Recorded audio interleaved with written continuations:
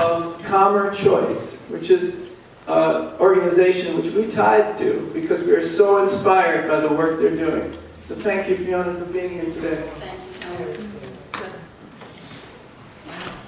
So it's funny, I ripped out my page from the Daily Word today, brought it with me, and then you guys read it as part of your service. So, in so many ways, being here is no coincidence. So, as Tony said, I started Calmer Choice in 2010, but I want to bring you back a few years. And I was standing in my kitchen, probably, actually it was 2008, so 8 years ago. And my then 15-year-old daughter was grounded and struggling with her life, doing many things that you don't want your 16-year-old daughter to do. And I was beside myself, not really knowing what to do with her. And little did I know it was actually going to get worse before it got better. And I, at that point in time, had a mindfulness practice of my own. I also have been reading the Daily Words for the last 30 years. I'm a woman who's in recovery, and my Al-Anon sponsor actually gave me a subscription to this 30 years ago, and though she's moved to Florida, she still renews it every year. And I've, in turn, given it to my daughter and my mother and many, many people. But this is the first time I've actually been to a unity service, so I was sitting there sort of in tears at the beginning, just feeling like it's full circle. And so in 2008, I was trying to figure out how to help this kid who was so struggling. And interestingly, the page for today talks about stress. And it was this level of stress and anxiety in her life and also in my life, trying to figure out how to provide structure for this kid who was sort of going off the rails. And so I have a very strong spiritual belief, and it was 2 years later that sort of God, the whole idea of bringing this kind of a program just to kids actually came to me. And I had been taking a course where they said you could take anything that you feel that's important to you and do a project in that community. And I thought, what would it look like if I could bring a mindfulness program to Lily and her friends? And so really it started as an idea, and that was in 2009. And I remember as I was pulling it together and trying to figure out how to do this, I had this sort of moment of clarity in my kitchen one day, and it was almost like somebody was standing next to me, and the voice just said, "Expect a miracle." And I don't share this in many places because, as you guys probably know, what we walked through last year, it's really important that what we do in the schools is secular and it's not spiritual. But for me, as the leader of the organization, if I don't stay connected to my spiritual beliefs and why I'm doing this, I can't, I just can't keep doing what I'm doing. And so we had organized the race at that point in time to raise money to pay for one program at Barnstable High School. And as we were advertising for the road race, because of course the way you make money in road races is you have people run, there was, at the same time, there were 2 suicides that happened in my daughter's class. So over a period of, and it's all opiate-related deaths, both of those, and then a young man had been murdered, actually in the town of Hyannis. And it all happened within 6 months of each other, and I remember thinking, again, it was just that we started getting calls from other schools saying we would like to have a stress reduction program in our school as well.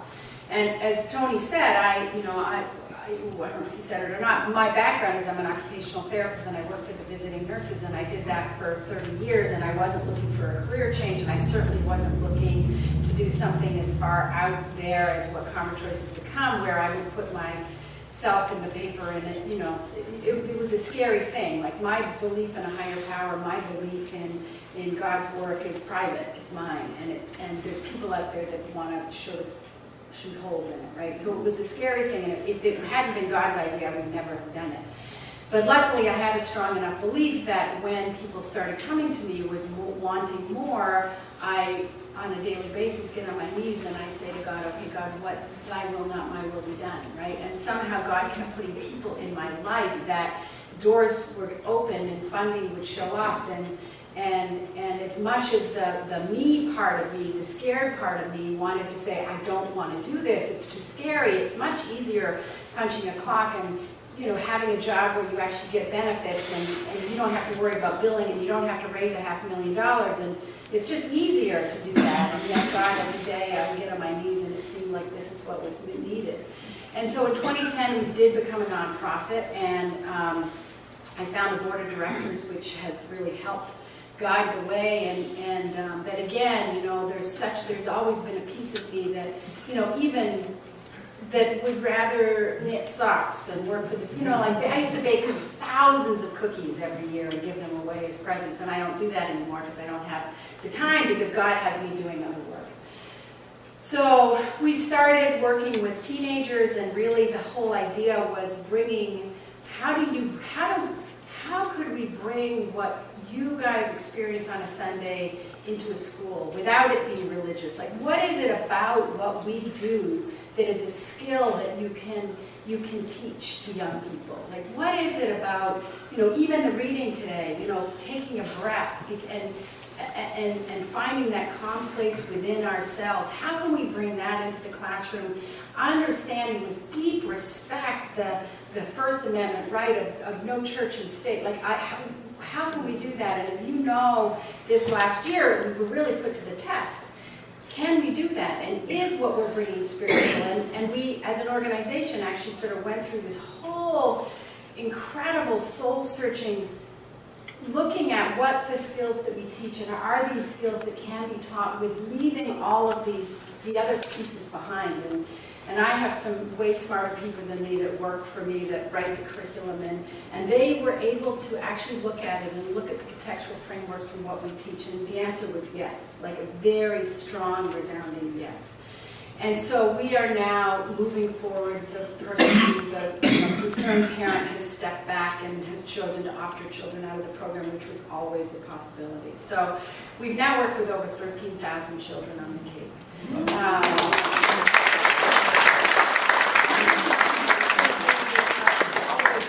To Provincetown, and we're being called to bring what we do to other areas. And interestingly, Tony's wife Liliana is in training to be one of our teachers, and I was sharing with him, we are so excited that she's going to be doing her apprenticeship in the town of Falmouth this next winter season. And actually my husband, who's an instructor for us, is going to be mentoring her with the idea that she'll be working for us this spring and next fall. So that's really exciting.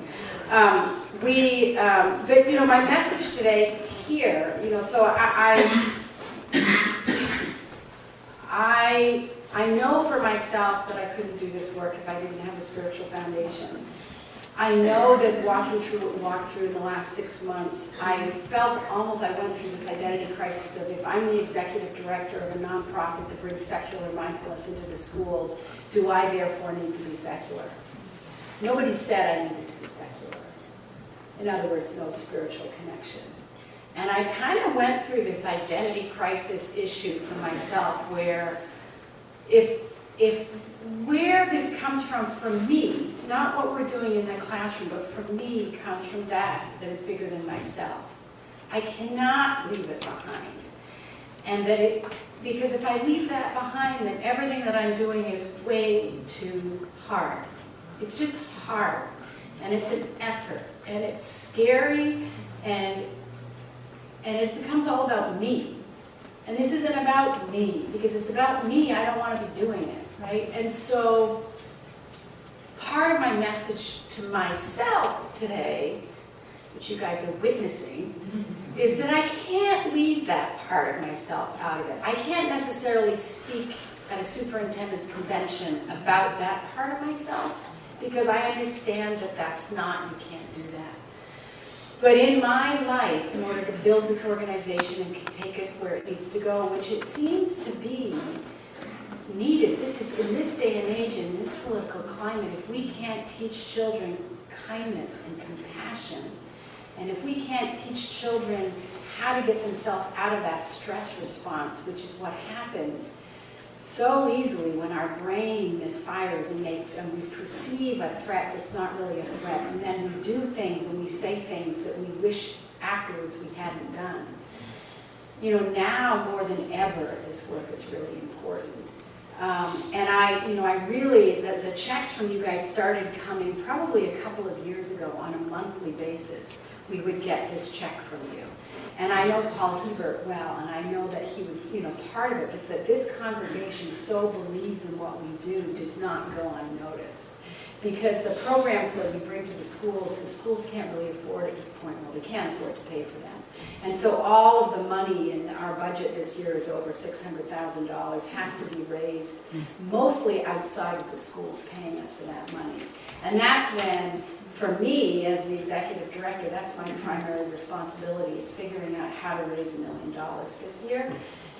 If it's about me, that is way too hard. But if I can give it to God and I can say, okay, God, if you really want this, thy will not mine will be done. Let me just be a vessel for your work. And that's what I said. A couple of people said to me today, they're so happy to hear me speak. And I said, I actually have no idea what I'm going to say. I have kind of an idea, but not really. Because my request when I got on my knees in the bathroom out there was, thy will not my will be done. Let me be a vessel for whatever it is that I meant to say today. Let that be the message, right? So I want to share with you, I'm giving them, this is a book that was actually given to me, and I'm going to give it to you. And you can use it in your youth service, your youth program, or it's actually kind of one of those books that's made for adults but is also good for children.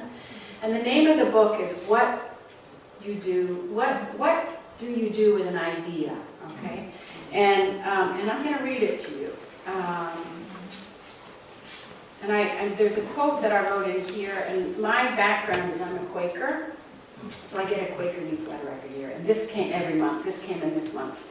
And so I wrote, may we open our hearts, our minds, and our eyes to the work that God wants us to do, with humility to begin to do that now, right? And so that's sort of the message. It's important, whatever that is for you. And I got to put my glasses on to read this. Okay, so one day I had an idea. Where did it come from? Why is it here, I wondered. What do you do with an idea? Ooh, sorry. I'm not very good at what's on stage. At first, I didn't think much of it. It seemed kind of strange and fragile. I didn't know what to do with it, so I just walked away from it. I acted like it didn't belong to me.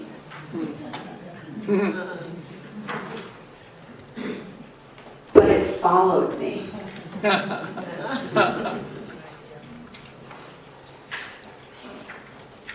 I worried what other people would think. What would other people say about my idea?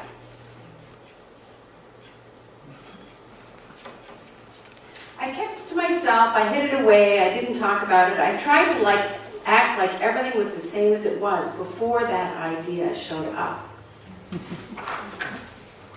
But there was something magical about my idea. I had to admit, I felt better and happier when it was around.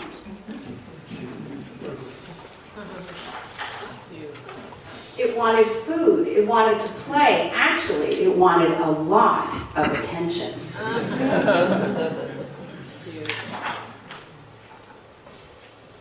It grew bigger, and we became friends.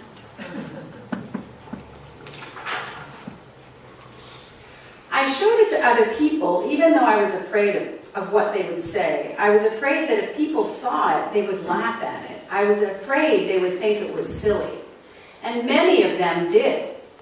They said it was no good, they said it was too weird, they said it was a waste of time, and that it would never become anything.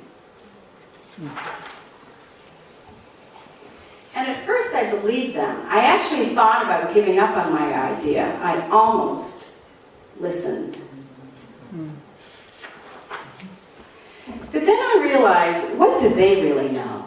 This is my idea, I thought. No one knows it like I do. And if it's okay, and it's okay that it's different and weird, and maybe even a little crazy. I decided to protect it, to care for it, and I fed it good food. I worked with it, I played with it, but most of all, I gave it my attention. And my idea grew, and it grew, and so did my love for the idea. I built it a new house, one with an open roof, where it could look up at the stars, a place where it could dream.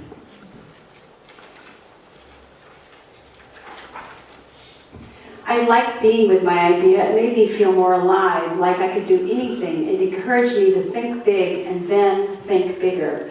It shared its secrets with me, and it showed me how to walk on my hands because it said it's good to have the ability to see things differently. I couldn't imagine my life without it. And then one day, something amazing happened. My idea changed right before my eyes. It spread its wing, took flight, and burst into the sky. I don't know how to describe it, but it went from being here to being everywhere. It wasn't just part of me anymore. It was now a part of everything. And then I realized what you do with an idea. You change the world.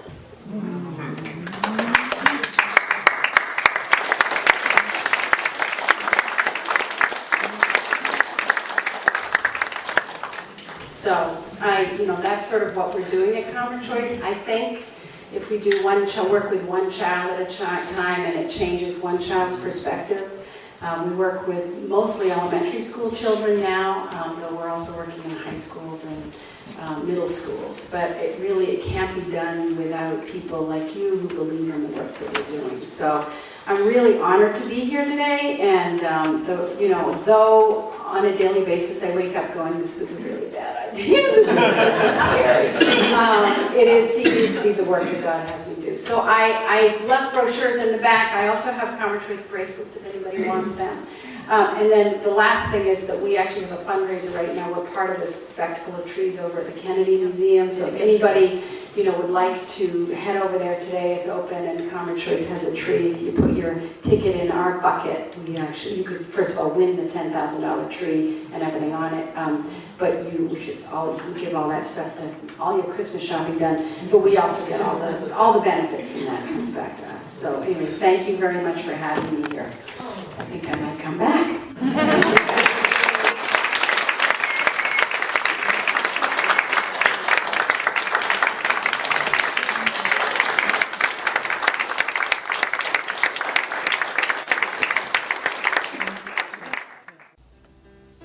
You have been watching the message from our Sunday celebration service here at Unity on Cape Cod, providing a positive path for spiritual living.